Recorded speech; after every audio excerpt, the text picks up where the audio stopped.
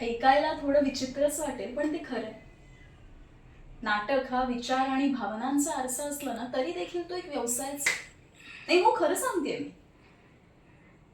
नाही, म्हणजे आज आपण कमर्शियल करतोय की एक्सपेरिमेंटल करतोय यापेक्षा संधी कुठून मिळते ना ते महत्वाचं झालंय. हा,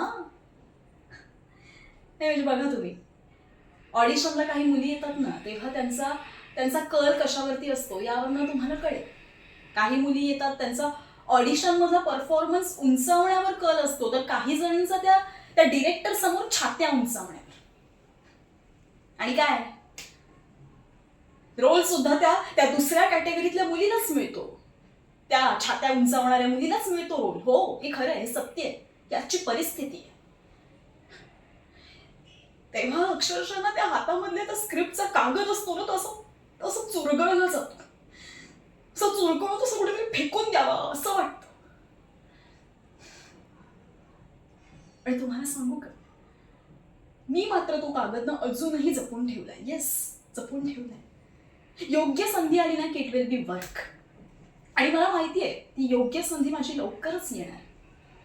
तेव्हा बघा, धुमाकूळ घालणार. थँक्यू.